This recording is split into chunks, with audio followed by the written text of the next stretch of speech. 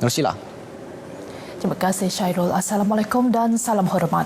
Dewan Undangan Negeri Dun Sarawak hari ini meluluskan pindaan rang undang-undang RUU Perlembagaan Sarawak 2020 pada persidangan mesyuarat kedua bagi penggal kelima Dun Sarawak ke-18 yang memasuki hari keempat hari ini. RUU berkenaan bertujuan menurunkan umur layak mengundi dan menjadi adun dari umur 21 tahun kepada 18 tahun seiring dengan pindaan Perlembagaan Persekutuan pada Julai tahun lalu dan bagi mengtakrifkan definisi penduduk negeri. Pindaan RUU yang dibentangkan oleh Menteri Pelancongan, Kesenian dan Kebudayaan, Menteri Belia dan Sukan, Datuk Abdul Karim Hamzah mendapat sokongan lebih daripada 2/3 majoriti dengan hanya 9 ahli Dewan Undangan Negeri yang menentang. RUU berkenaan pada asalnya telah dibentangkan pada hari kedua persidangan DUN Selasa lepas. Namun Speaker DUN, Datuk Amar Muhammad Asfi Awang Nasar, membuat keputusan untuk menunda RUU berkenaan berikutan terdapat anomali yang perlu diperbetulkan. Pindaan RUU tersebut mendapat undian 2/3 adun bertujuan mengutamakan rakyat Sarawak sahaja sebagai ahli tanpa sebarang kelonggaran.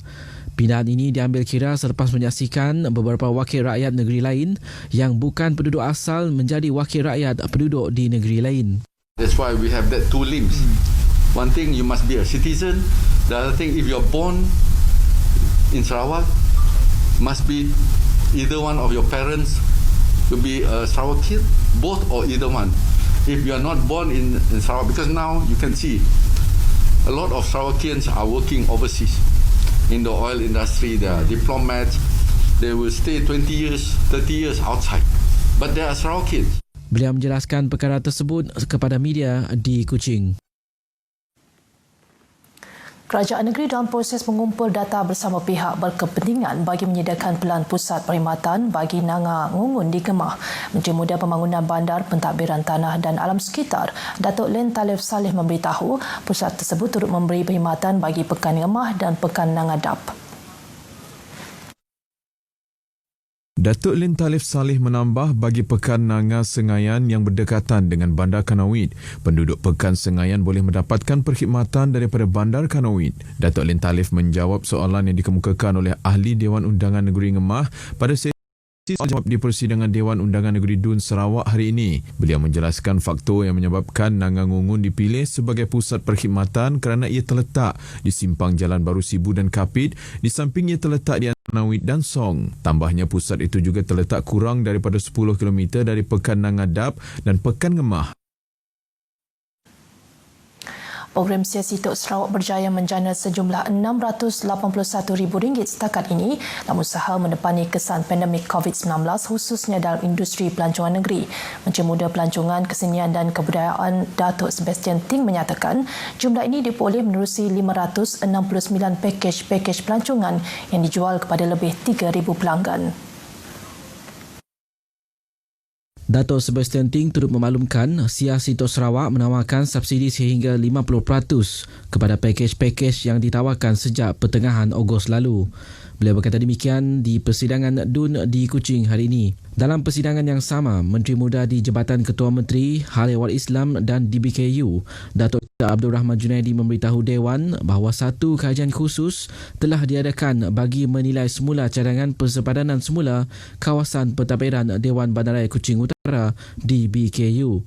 Ujarnya kajian ini perlu bagi membolehkan pelan dan strategi yang lebih berkesan dan cekap dari segi kos perkhidmatan dan keberkesanan dalam pentadbiran. Datuk Abdul Rahman Junaidi menjelaskan DBKU mempunyai kemampuan dan pengalaman untuk mengurus kawasan terlibat jika persepadanan semula dilaksanakan mengikut jarak pusat pentadbiran. Belanjaruan Sarawak 2021 disifatkan sebagai inklusif dan menepati keperluan semasa, terutama dalam menghadapi cabaran ekonomi berikutan penularan pandemik COVID-19. Setiausaha Agung Gabungan Parti Sarawak GPS, Datuk Seri Alexander Natalinggi berkata, belanjawan terbabit jelas memperlihatkan kesesuaiannya dengan situasi semasa, khususnya dalam menepani isu berkaitan dan kewujudan keperluan luar biasa susulan penularan pandemik itu.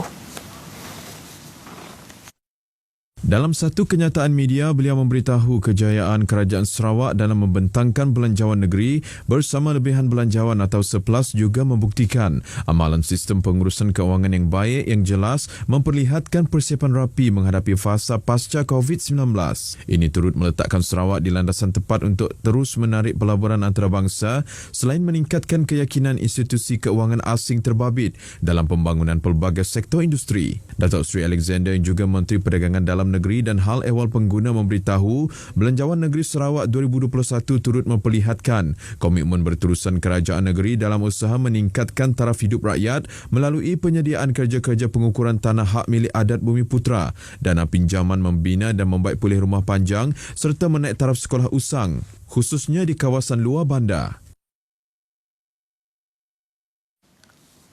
Sekian berita dari Sarawak, kita kembali bersama Syarul di Angkasa Puri. Silakan.